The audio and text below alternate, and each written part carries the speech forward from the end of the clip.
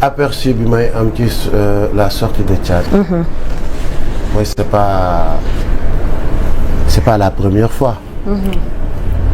def na fi sortie mu jur polémique biñ ma ci laajee aperçu bi ma ci am mooy je respecte. la position de Thiat. mais évidemment. on est en démocratie. c'est important. on est en démocratie. bëgg naa xam luy dil bi ci waxtaan ba woon Cap Manuel bëgg naa xam li booy du dee la nga doon def Mermoz plan de redressement di doxantoo sa jet privé 54% pour ça. Thiat nit la doomu aadama la il peut se tromper de bonne foi. mais mooy li may wax rek est-ce que des fois ça mérite yenn certains attaques yi quoi. te waa tous les Sénégalais de tous bords. je ne plaide pour personne. Thiat mët na pour plaider pour boppam ay waxam. affiché démocrate dawal apprenti dictateur régime fureur semé terreur boy dee ci erreur. layam yi yor ba guddi sans limite dul naa liste yi layal ko layam yi. l'habit ne fait pas le moine ana seen déclaration de patrimoine du mesure du réforme idoine économie lëmm ngeen wéer ci taxe ak douane pas de marge de manœuvre te pourtant téye nga BTP bi y a pas de main d'œuvre dëkk bi nekk 4e sous-sol xanaa nguur gi amul boussole xiif leen xaar 2050 vision te chaque jour mu change version jafe-jafe yi amul solution te saafara bi nekkul ci livre solution. qu'à le dire et le défendre indi nag ay argument moom leen rek laa koy bañal. mooy lépp lu muy wax na ko leer ni lii muy wax nii su ko argumenté il va convaincre. toujours. fonds politique daa xaraam caisse noire yi lay duut baaraam ba tey président mi ngi ci conseil supérieur de la magistrature zéro appel à candidature xanaa yokk zéro ci budget assemblée primature ay DG fii sa maman yu immature arrogant xoolaat leen seen posture. xam nga démb nee naa ko Thiat tu n'es pas juriste loolu man ak moom la quoi. waaw. ma ne ko j'espère que li nga taxaw di wax nii dem nga consulter des juristes des honnêtes juristes surtout ñu wax la li ngay ñu xamal la li ngay wax foo koy teg ci lan nga koy teg ci yan axe. juridiquement. parce que man waxuma c'est-à-dire xam nga tel que je connais Thiat waxeewul bakkanam. comme man waxeewuma suma bakkan. sérieusement quoi. mais le débat est technique hein. merci beaucoup quand le débat est technique moi je préfère vraiment me taire. wala je préfère d'aller consulter des juristes. ne leen lii lan la. ñu waxal ma lan la. moi c'est tout ce que je lui ai demandé hein. mais pour taxaw défendre boppam wala mbëkkante gàjjante. non mën na ko. loolu moom duma ci dugg. mais juste. dafa am loo xamante ni des fois daf may reetaan loolu. Zeyna dina leeral de. non dafa am loo xam ndax am na ñu ne sax. dafa moom ngay tontu. xaw ma fu muus daan naa ne ñeex dafa maa ngi ñëw. dafa am loo xamante ni des fois daf may reetaan loo. parce que après la sortie de Thiat. waaw. ma gis suma benn vidéo boo xamante ni l'émission date de 10 jours ci ginnaaw. am na 10 jours.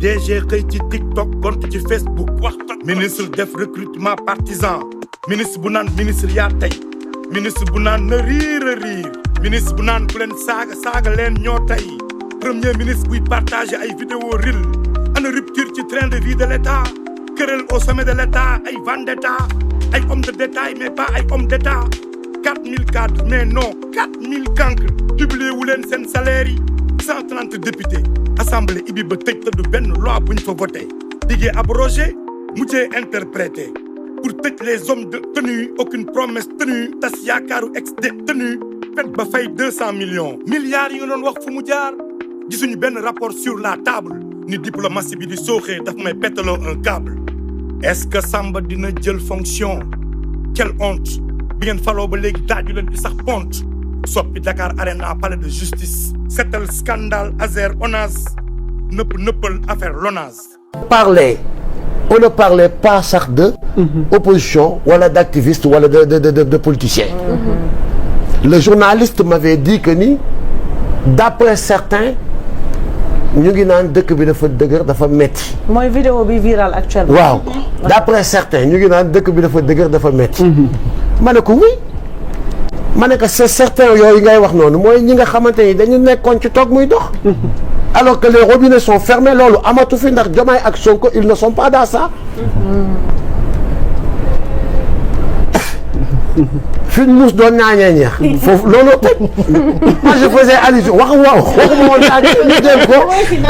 non sérieusement. non de coïncidence am waa APR la. dañoo jël vidéo bi antidaté ko maanaam synchroniser ko ak actualité gu maanaam loolu la bëgg leeral nit. non non déet Zeyna jox verdict bi accusé ça vraiment Zeyna yaa ngi. est-ce que waa APR ñoo la def. ah déet Zeyna ça wax dëgg yàlla ak yonent bi en me connaissant. waaw wax dëgg yàlla ak yonent bi waxuma la caat. waaw. parce que tey jii man Ousmane Sonko mi may àndal suma nawle la. dëgg su yemee ci ni caat def na sorti ma defaat beneen sorti kii ak moom war na ma ragal. moi je suis loyal et très fidèle en compagnonnage. man gisuma lu ma jaral ci àdduna. gisuma lu ma jaral ci àdduna gisuma luñ mën a teg ci suma bët. ba caat xëy bés muy taxaw fee di dóor may taxaw di fayu. wala may dóoranteeg caat xalaatuma ko ci suma àdduna pour lan. kon est-ce que. commandé auto 50 millions assemblée. Pastef mooy diggee lumtul jëfee ay naxe kese mënuñu génn ci jafe-jafe. Pastef mooy violence verbale jàpp nit ñi fenal jël deru gor yi tilimal. Pastef mooy xokkatal presse dindi aide à la presse alimenté ña ca des. Pastef mooy même pratique même tactique égocentrique allergie à la critique trop de polémique. 2 ans de règne réew mi fépp sagar xeeñ tële moo leen jàpp ngeen di attiser la haine. 2 mois ñu defar réew mi lépp nekk fen li ngeen ñu digoon ñu ngi koy xaar daaw ba ren wane ngeen seen limite def ñëpp ennemi fàtte dereta tuuru nekk fii di nguuru te munoo wàññi mbuuru ma ne lu ëpp tuuru am pétrole am gaz gën a cher le carburant jooy ak a jàmbat jiñ régime sortant naxtaan satisfaire caprice ou militant justice tête du client média solde du client plan de redressement ak ñaata reniement. ma position reste confortable. on est dañu nekk nag ci espace boo xamante ni il faut que les gens évitent yenn yi nii parce que c'est peine en tout cas c'est perdu d'avance. xëy bés ngeen gis kilifa dóor caat dóor caat. non sérieusement noppaliku leen. d'autant plus que sax combat bi du yàgg moom. non du mën a caat. moo tax balaa ñuy jàll yow il faut. bitbul yu doon saaga tey ñoo nekk ngandi héros gouvernement bu nul luy sa résultat zéro gisoo sunu secteur privé ni mu ner meloo mais ñoom réglé nañ seen non-lieu in the pédo. Pastef mooy diggee lumtul jëfee ay naxe kese mënuñu génn ci jafe-jafe. Pastef mooy violence verbale jàpp nit ñi fenal jël deru gor yi tilimal. Pastef mooy xokkatal presse dindi aide à la presse alimenté ña ca des. Pastef mooy même pratique même tactique égocentrique allergie à la critique trop de polémique. parti bi ñu war a wut kayitu dof. ministre fort bëri nañ lool premier ministre super fort zéro rupture ay saale la rek nul Oscar Sierra ay dagkat juuti lañ fal dëkk bi juut ana dette caché yi répondeur automatique parti état lan mooy le projet ana loi bi criminaliser góor jigéen un projet morné arnaque du siècle basta ci seen gatsa qui doivent être pris en charge totalement par le PASTEF. Merci beaucoup. Axe communicationnel sur les plans politiques parti PASTEF moo ko war a jël en main. S'il y a lieu de nommer d'autres personnes à des postes de responsabilité comme ñu bari ci ñoom jamono ji amuñu jot parce que lañ leen dëkk diis na. surtout ñu xool ci biir parti bi ay profil yu baax ñoo xam ne daañu leen andi ci propagande ci communication ci nangam ñoom ñooy jël en charge les questions politiques ñoom ñooy répondre sur les questions politiques ñoom ñooy jàkkaarloog opposition bi pour rétablir la vérité ci yenn mbir yu bari. léegi le gouvernement tey jii nii war nañu mën a am sax les samedis du gouvernement damay wax au hasard parce que yàgg naa wax les mercredis de la police à 4 ans 5 ans ma ne les samedis du gouvernement. baax na yow de bu la état bi boo leen rëccee. communication. les samedis du gouvernement. c'est important. les samedis du gouvernement. parce que c'est la fin véritablement de la semaine. conseil des ministres bi am na. président jox na ay directives. wax na fu ñu toll les samedis du gouvernement le samedi ce sera le lieu pour revenir sur tous les grands axes yi nga xam ne gouvernement teg na ko def na ko wala bëgg na ko def. ñoom ñu àddu ak taskatu xibaar yi ak askan wi pour au moins le lundi que le gouvernement ait un relais communicationnel à travers les médias par rapport ak li nga xam ne moom la ñu jël comme engagement moom la ñu bëgg a jël ci dette publique bi moom la ñu bëgg a liggéey ci chômage des jeunes moom la ñu bëgg liggéey ci wàllu industrie bi ñu tegee ko noonu gis nga axe boobu bu ñu ko defee jàpp naa ni dañu nekk ci leneen ils seront concentrés chaque semaine ministère bu nekk dina ñëw jox porte-parole du gouvernement wala keneen ci gouvernement ne ko lii laa jot a def fi lii le président sant fi la ñu yem et puis ñoom ñu communiquer ci loolu rek laa bëggoon tëjee